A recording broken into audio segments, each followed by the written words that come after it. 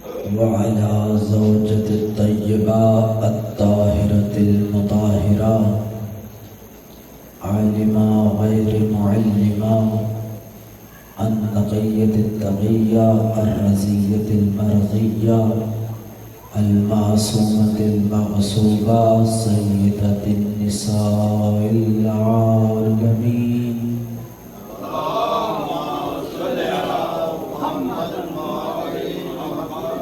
ثم الصلاة والسلام على الحسن المعصوم المسموم والحسين الشهيد المقتول المذبوح من الكفار بأرض كربلاء في يوم عاشوراء. أما بعد، فقد قال سبحانه في كتابه المجيد وفرقانه الحميد وهو أصدق الصادقين وقوله الحق. بسم الله الرحمن الرحيم. هو الذي أرسل رسوله بالهدى ودين الحق ليظهر كله ولو كره المشركون. صلوات الله.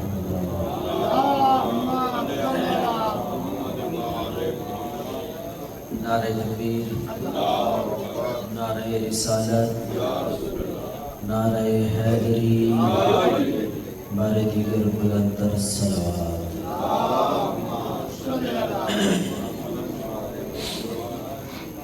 معزز سامعین، میں نے آپ کے سامنے اللہ کے لائق کتاب قرآن مجید، اس میں سے ایک آیت تلاوت کی کہ جس میں خداوند متعال ارشاد فرما رہا ہے هو الذی ارسل رسولہ بالہدی ودین الحق. وہ اللہ وہ ہے کہ جس نے اپنے حبیب کو ارسال کیا، بھیجا. کیوں؟ دین حق کے لیے. لِیُظْہِرَ کُلِّهِ وَلَوْ کَرِہَ الْمُشْرِکُونَ، تاکہ خدا کا دین جو ہے وہ ہر کسی پر واضح ہو جائے. وَلَوْ کَرِہَ الْمُشْرِکُونَ، اگرچہ مشرکین کو یہ بات بری ہی کیوں نہ لگے.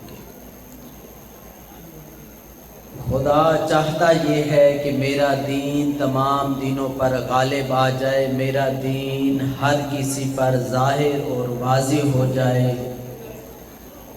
اسی دین کی ہدایت کے لیے اللہ نے اپنے حبیب کو بھیجا، اگرچہ مشرکین کو یہ بات بری ہی کیوں نہ لگے.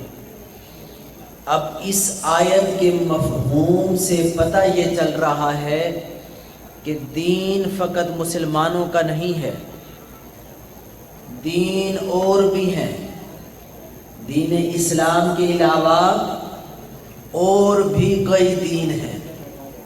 اسی لیے تو قرآن مجید کی آخری آیت اٹھا کر دیکھیں، لَكُمْ دِينُكُمْ وَلِيَ دِينِ، تمہیں تمہارا دین مبارک، ہمیں ہمارا دین مبارک. رسول خدا کہتے ہیں کفار سے. تو پتہ یہ چلا کہ دین اسلام نہیں ہے، اس دین کے علاوہ اور بھی کئی دین ہیں. لیکن جس دین کو اللہ اپنا دین کہہ رہا ہے، اس دین کی ہدایت کے لیے پہلا ہادی حضرت آدم علیہ السلام کو اللہ نے زمین پر بھیجا. اس نے زمین پر آ کر لوگوں کو رہنے کا سلیقہ سکھایا، لیکن دین کو مکمل نہ کر سکا. اس کے بعد نوح نبی آیا، اس نے نجات کی کشتی بنائی، لوگوں کو نجات کا سلیقہ سکھایا، لیکن دین کا وارث نہ بن سکا. اس کے بعد ابراہیم آیا، اس نے نمرود کی آگ میں چھلانگ لگا دی. نمرود کی آگ میں چھلانگ لگا کر لوگوں کو عشق کا طریقہ بتایا، لیکن دین مکمل پھر بھی نہ ہو سکا۔ اس کے بعد موسیٰ نبی آ گیا، اس نے معجزات کے ذریعے سے اللہ کو منوا لیا، لیکن دین مکمل پھر بھی نہ ہو سکا۔ حضرت آدم سے لے کر اب تک یہ دین چلتا آ رہا تھا، لیکن کوئی بھی ایسا نہ آیا کہ جو دین کو مکمل کر سکے۔ توجہ ہے، چلتا آیا لیکن دین مکمل نہ ہو سکا۔ اس کے بعد عیسیٰ نبی آ گیا، اس نے سولی پر لٹک کر لا الہ الا اللہ پڑھا، لیکن دین مکمل پھر بھی نہ ہو سکا۔ اس کے بعد حتیٰ کہ وہ سردار نبی آ گیا کہ جس کی وجہ سے اللہ نے اس کائنات کو خلق کیا، اس نے کہا کہ میں دین کو مکمل کروں گا۔ اس نے حضرت ابو طالب کے گھر میں اسلام کی پہلی اینٹ رکھ دی، لیکن دین مکمل پھر بھی نہ ہو سکا۔ اس نے جنگیں کی، دین مکمل پھر بھی نہ ہو سکا۔ توجہ فرما رہے ہیں، تمام کی تمام محنتیں ہوتی رہیں، آدم آیا دین مکمل نہ ہوا، نوح آیا دین مکمل نہ ہوا، ابراہیم آیا دین مکمل نہ ہوا، موسیٰ آیا دین مکمل نہ ہوا، عیسیٰ آیا دین مکمل نہ ہوا، محمد مصطفیٰ آئے محنتیں کرتے رہے، دین مکمل نہ ہوا۔ کبھی جنگیں کی، کبھی ہجرت کی، کبھی تبلیغ کی، کبھی کچھ، لیکن دین مکمل نہ ہو سکا۔ دین اپنے وارث کی تلاش میں تھا کہ کب کوئی ایسا آئے کہ جس کے نام میں لگ کر مکمل ہو جاؤں۔ حتیٰ کہ میرے نبی نے آخری حج کیا، آخری حج کرنے کے بعد غدیر کے میدان پر آیا، غدیر کے میدان پر اس نے علی کا ہاتھ پکڑ کر بلند کیا، بلند کر کے کہا الیوم اکملت لکم۔ ادھر جبرائیل نے محمد مصطفیٰ کے قدموں پر رکھ کر کہا کہ آج اللہ کا دین مکمل ہوا۔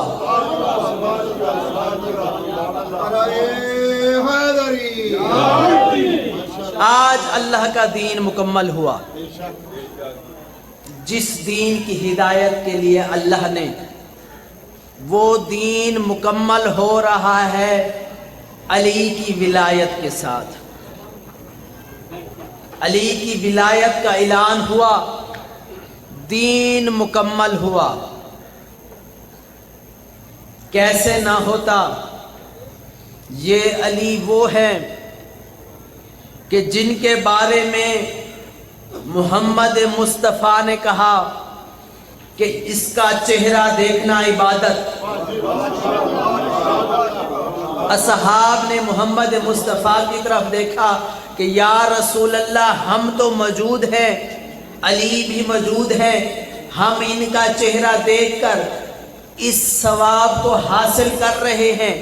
جب علی دنیا سے چلے جائیں گے تو اس وقت آنے والے مومنین، علی سے چاہنے والے، علی سے محبت کرنے والے اس ثواب سے مرحوم ہو جائیں گے۔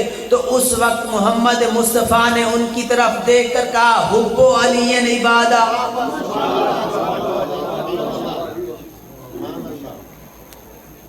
ان کی طرف دیکھ کر کہا کہ علی کی محبت جو دل میں رکھے گا، محبت رکھنا بھی عبادت ہوگی۔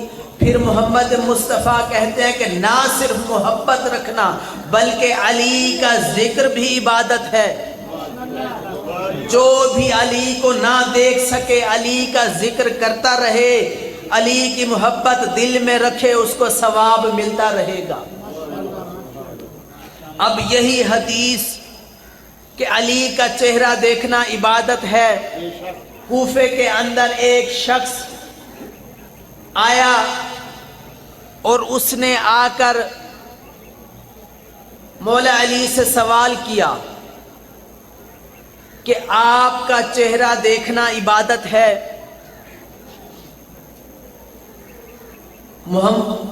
مولا علی نے اس کی طرف دیکھ کر کہا بے شک محمد مصطفیٰ کی یہ حدیث ہے کہ میرا چہرہ دیکھنا عبادت ہے۔ تو وہ سامنے والا چونکہ علی سے محبت نہیں کرتا تھا، سوال کرنے لگا کہ آپ کا چہرہ دیکھنے سے عبادت کیسے ہو سکتی ہے؟ مولا کہتے ہیں کہ تو چاہتا کیا ہے، تیرا سوال کیا ہے؟ وہ کہتا ہے کہ مولا مجھے اتنا بتائیں کہ آپ کا چہرہ دیکھنے سے عبادت آپ کی ہوگی یا اللہ کی؟ توجہ فرما رہے ہیں، آپ کا چہرہ دیکھنے سے عبادت آپ کی ہوگی یا اللہ کی؟ اگر عبادت ہو آپ کی، اللہ تو شرک کو برداشت نہیں کر رہا، اللہ ہرگز برداشت نہیں کرتا کہ میرے علاوہ کسی اور کی عبادت کی جائے۔ آپ کا چہرہ دیکھنے سے آپ کی عبادت ہوتی ہے، یہ تو ہے شرک، اللہ اس کو برداشت نہیں کرے گا۔ اور دوسری رہی بات عبادت اللہ کی، تو یا علی یہ بتائیں آپ کا چہرہ دیکھنے سے اللہ کی عبادت کیسے ہو سکتی ہے؟ اس وقت علی نے اس کی جانب دیکھ کر بس ایک ہی جملہ کہا، اے سوال کرنے والے سن غور سے، اگر چہرہ میرا ہے تو عبادت میری ہوگی، اگر چہرہ اللہ کا ہے تو عبادت بھی اللہ کی۔ اگر میرا چہرہ ہے تو میری عبادت، اگر چہرہ وجہ اللہ ہے تو پھر اس چہرے کو دیکھنے سے علی کی نہیں بلکہ اللہ کی عبادت ہے۔ اسی علی کے حوالے سے، ان کی ولادت کے حوالے سے فضیلت سناتا چلوں کہ جب علی کعبے میں آئے، کفار کے اندر پریشانی کی لہر دوڑی، پریشان ہوئے کہ کیسا عجیب منظر تھا کہ کعبے کی دیوار پھٹ گئی۔ لوگوں کے اندر حیرانی دوڑی۔ وجہ یہی تھی کہ آج تک تو کعبے کی دیوار پھٹی نہ تھی، آج تک تو اس کو کچھ ہوا نہ تھا، آج یہ اچانک کیا ہوا کہ کعبے کی دیوار پھٹ گئی؟ علی کی ماں اندر چلی گئی، کعبے کی دیوار بند ہو گئی۔ کفار حیران اور پریشان ہو گئے کہ یہ اچانک ہوگا کیا ہے۔ سارے کے سارے حیران ہو کر ابو طالب کے دروازے پر جاتے ہیں، ابو طالب سے جا کر کہتے ہیں کہ اے ابو طالب، ہم نے ہاشمیوں کی بہو کو کعبے کے قریب جاتے ہوئے دیکھا ہے، کعبے کی دیوار پھٹی، اے ابو طالب تیری زوجہ اندر چلی گئی ہے، چابی تیرے پاس ہے، لا چابی دروازہ کھول کر دیکھتے ہیں کہ تیری زوجہ کہاں چلی گئی ہے۔ حضرت ابو طالب نے اپنے گھر کے دروازے بند کر کے کہا، یا بلانے والا جانے یا جانے والی جانے، یا بلانے والا جانے یا جانے والی جانے۔ اب سارے کے سارے کفار حیران ہیں، پریشان ہیں کہ ابو طالب کو بھی کوئی پرواہ نہیں۔ آئے کفار کے سرداروں کے پاس، سرداروں کو آ کر سارا ماجرا سناتے ہیں۔ سردار بھی حیران ہوئے، لات کے ماننے والے لات سے پوچھ رہے ہیں، منات کے ماننے والے منات سے پوچھ رہے ہیں، عزا کے ماننے والے عزا سے پوچھ رہے ہیں۔ جب سارے کے سارے بت خاموش ہو گئے، کسی بت نے کوئی جواب نہ دیا، سارے کفار اکٹھے ہوئے۔ کفار اکٹھے ہو کر کہتے ہیں کہ اللہ کے گھر کے قریب جاتے ہیں، اللہ کے گھر کے دروازے کا توڑتے ہیں تالا، دیکھتے ہیں کہ ابو طالب کی زوجہ کہاں گئی۔ یہ سارے کے سارے کفار اکٹھے ہوئے، اللہ کے گھر کے پاس آئے، انہوں نے آ کر اللہ کے دروازے پر زور زور سے دستک دی، اللہ کے دروازے پر زور زور سے دستک دی۔ آواز پروردگار آئی، اٹھ علی کی ماں، دروازہ کھول کر انہیں علی دکھا تاکہ میں لوگوں کو بتاؤں، اٹھ علی کو دکھا، اٹھ علی کو دکھا۔ یا علی کی ماں پروردگار کو جواب دے کر کہتی ہے کہ حد ہو گئی، بلایا دیوار سے تھا، بھیج دروازے سے رہا ہے۔ آواز پروردگار آتی ہے، اے علی دیکھ نہیں رہی، اے علی کی ماں کیا تو دیکھ نہیں رہی کہ آج پہلی مرتبہ لوگوں نے میرے دروازے پر دستک دی ہے؟ اٹھ دروازہ کھول کر انہیں دکھا، اٹھ دروازہ کھول انہیں علی دکھا تاکہ میں لوگوں کو بتا سکوں کہ جب بھی اللہ کے دروازے پر دستک دی جاتی ہے، اندر سے جلی نہیں نکلتا، اندر سے علی نکلتا ہے۔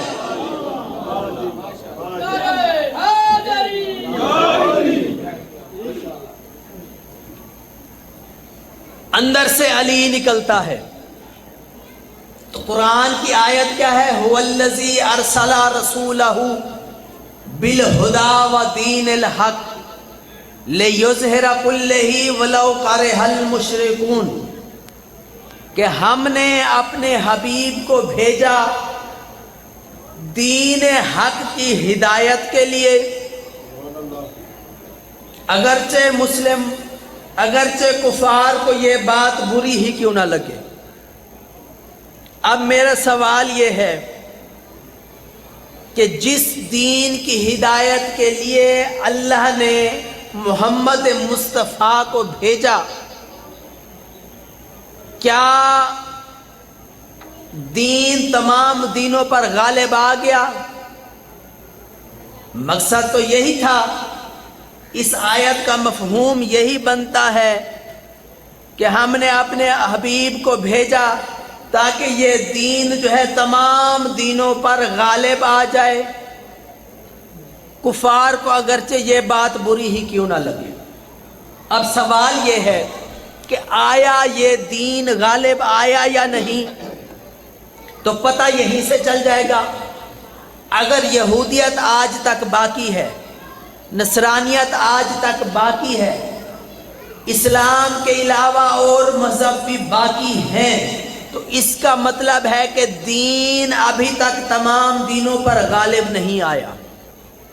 یہی مفہوم بنتا ہے نا کہ اگر دوسرے مذاہب موجود ہیں تو پتہ یہ چل رہا ہے کہ دین ابھی تک غالب نہیں آیا۔ تو اب سوال یہ پیدا ہوتا ہے کہ اللہ نے جس حبیب کو بھیجا تھا وہ تو اس دنیا سے چلے گئے، دین مکمل ہوا نہیں، دین تمام دینوں پر غالب آیا نہیں۔ اب ذہن میں سوال یہی اٹھتا ہے، نعوذ باللہ ثم نعوذ باللہ، یا تو محمد مصطفیٰ نے جو دعویٰ کیا تھا وہ دعویٰ غلط تھا، یا پھر قرآن کے اندر یہ جو آیت ہے یہ آیت غلط ہے، یعنی قرآن غلط ہے۔ یہ ہوتا ہے قرآن بغیر وارث کے ماننے کی دلیل۔ اگر قرآن کو بغیر وارث کے مانو گے تو پھر اسی طرح گمراہ رہو گے۔ اگر وارثوں کے پاس آ جاؤ تو سب مسئلے حل ہو جائیں گے۔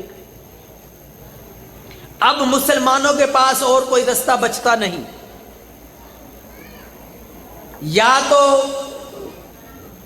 دو تین رستے بچتے ہیں مسلمانوں کو اس آیت پر عمل کرنے کے لیے، یا تو یہ کہیں مسلمان کہ نعوذ باللہ ثم نعوذ باللہ محمد مصطفیٰ کا دعویٰ جھوٹا تھا، اگر کہتے ہیں دائرہ اسلام سے خارج ہوتے ہیں، یا پھر اگر کہیں کہ قرآن کلام جو ہے وہ جھوٹی ہے، اگر یہ کہتے ہیں کافر ہو کر مریں گے، اگر یہ کہتے ہیں کہ کلام جھوٹی ہے یا محمد مصطفیٰ کا دعویٰ جھوٹا ہے تو دائرہ اسلام کے اندر رہتے نہیں۔ اب پیچھے تیسری چیز بچتی ہے، وہ ہیں ہم۔ ہمارے ساتھ بیٹھ کر انتظار کر کہ کوئی ایسا ابھی باقی ہے کہ جو اس آیت کو مکمل کرے گا، جو آئے گا اور اس دین کو تمام دینوں پر غالب کر دے گا۔ اس آیت کا مفہوم ابھی باقی ہے، دین کا غالب ہونا ابھی باقی ہے۔ وہ کون ہے؟ امام مہدی علیہ السلام کے آئیں گے اور اس آیت کے مطابق دین کو تمام دینوں پر غالب کریں گے۔ ابھی قریب ان کی ولادت گزری ہے امام کی، تو امام کے حوالے سے تھوڑا بہت جملے آپ کی خدمت میں پیش کرنا چاہتا ہوں کہ امام کی غیبت کے حوالے سے بہت ہی کٹھن مرحلہ ہے، بہت ہی سخت مرحلہ ہے امام کی غیبت میں زندگی گزارنا، بہت سخت ہے۔ اور یہ وہ دور ہے کہ جس دور کے لیے انبیاء دعائیں کرتے ہوئے گئے ہیں۔ انبیاء نے خدا سے دعا کی، خدایا ہمیں نبی نہ بنا، تیرا 12واں آئے گا ہمیں اس کی امت بنا دے، تیرا 12واں آئے گا ہمیں اس کی امت بنا دے، ہمیں بے شک نبی نہ بنا۔ تو پتہ یہ چلتا ہے کہ یہ مرحلہ جس قدر کٹھن ہے اس قدر فضیلت بھی رکھتا ہے، فضیلت بھی اس کی ہے۔ غیبت کے اندر اپنے آپ کو صحیح معنی اگر منتظر امام بنا سکیں تو پھر اس سے بڑھ کر اور کوئی بڑی سعادت نہیں ہے، کیونکہ غیبت کے حوالے سے جو فضیلتیں رسول خدا نے، علی مرتضیٰ نے، ہمارے اماموں نے اپنے اصحاب کو بتائی ہیں، ان فضیلتوں پر انہوں نے رشک کیا ہے۔ رسول خدا کے حوالے سے حدیث ملتی ہے کہ رسول خدا اپنے اصحاب کے ساتھ بیٹھے تھے اور دعا کے لیے ہاتھ بلند کرتے ہیں، ہاتھ بلند کر کے کہتے ہیں آئنا آئنا اخوک، میرے بھائی کہاں ہیں؟ یا اللہ مجھے بہت جلد اپنے بھائیوں کے ساتھ ملا دے، مجھے اپنے بھائیوں کے ساتھ ملا دے۔ اتنا کہنا تھا، یا اصحاب نے رسول خدا کی طرف دیکھ کر کہا کہ یا رسول اللہ کیا ہم آپ کے بھائی نہیں ہیں؟ تو اس وقت رسول خدا نے اصحاب کی جانب دیکھ کر کہا انتا اصحابی، آپ سارے کے سارے میرے اصحاب ہیں، میرے بھائی نہیں ہیں۔ تو اس وقت اصحاب کہتے ہیں کہ یا رسول اللہ آپ کے اصحاب کون لوگ ہیں؟ تو اس وقت رسول خدا کہتے ہیں میرے بھائی آخری زمانے کے وہ لوگ ہیں کہ جو اپنے امام کے انتظار میں زندگی بسر کریں گے، اپنے امام کی انتظار میں زندگی بسر کریں گے، وہ میرے بھائی ہیں۔ تو اس وقت اصحاب کہنے لگے یا رسول اللہ وہ آپ کے بھائی کیسے ہو سکتے ہیں جبکہ نہ انہوں نے آپ کو دیکھا، نہ انہوں نے آپ کے ساتھ زندگی گزاری، وہ تو ہم ہیں کہ جو آپ کے ساتھ زندگی بھی گزار رہے ہیں، قرآن کو اترتا ہوا بھی دیکھ رہے ہیں، آپ کے ساتھ جنگیں بھی کر رہے ہیں، کبھی احد کی جنگ، کبھی خیبر کی جنگ، جنگوں کے اندر زخم بھی کھائے ہیں، تکلیفیں بھی اٹھائی، اس کے باوجود یہ رتبہ ہمارے لیے کیوں نہیں، ان کے لیے کیوں ہے؟ تو اس وقت رسول خدا کہتے ہیں کہ اس دور میں جو تکلیفیں اور پریشانیاں ہیں اگر وہ تکلیفیں تم لوگوں کو دے دی جائے خدا کی قسم تم برداشت نہ کر سکو گے۔ اس دور میں غیبت کے دور میں جو فتنے ہوں گے، فساد ہوں گے، دین کے اندر ملاوٹ ہوگی، اگر تم لوگوں پر وہ چیزیں لائی جائیں تو تم لوگ برداشت نہ کر سکو، صبر کا دامن نہ تھام سکو گے اور دین کو چھوڑ کر بھاگ جاؤ گے۔ لیکن وہ لوگ وہ ہوں گے جو اپنے 12ویں کی انتظار بھی کریں گے لیکن صبر کے ساتھ، دین کے اندر فتنے اور فساد ہوں گے، ان فتنوں اور فساد کو بھی سمجھیں گے، فتنے اور فساد کے ماحول میں حق کی ریسرچ کریں گے اور حق پر چلیں گے۔ اس دور میں حق پر چلنا اتنا کٹھن ہوگا کہ روایت میں ملتا ہے کہ جیسے اندھیری رات میں کسی خاردار ٹہنی کے اوپر ہاتھ رکھ کر کھینچ لینا، خاردار ٹہنی کے اوپر ہاتھ رکھ کر ہاتھ کھینچ لینا آسان ہے، اس دور میں زندگی گزارنا مشکل، اس قدر کٹھن رستہ ہے۔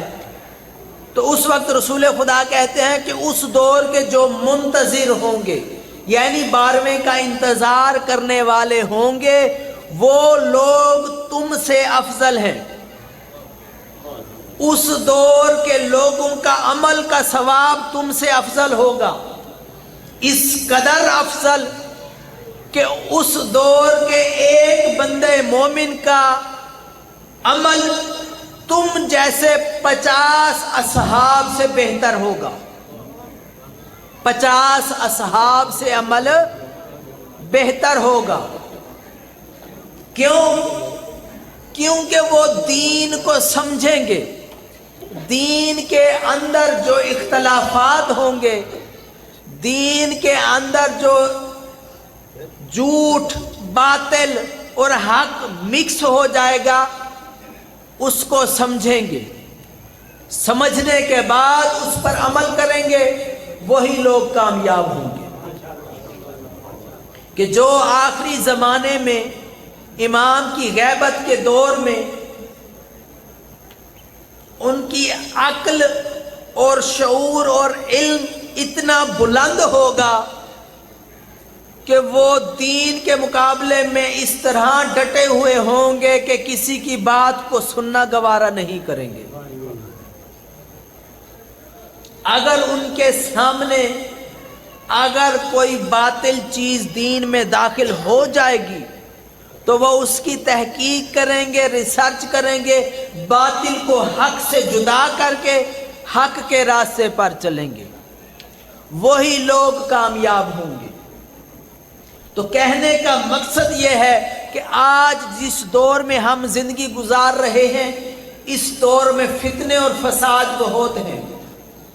امام کے منتظر ہم تب بنیں گے جب ہمارے سامنے جو حق اور باطل آج تشیع کے اندر مکس ہو چکا ہے، اس حق اور باطل کو سمجھیں، حقیقی دین کو سمجھیں، اپنے تاریخ کا مطالعہ کریں، پھر جا کر ہم واقع امام کے منتظر بنیں گے اور واقعاً ہم پھر وہ قوم کہلائیں گے کہ جو قوم اصحاب رسول سے افضل ہے.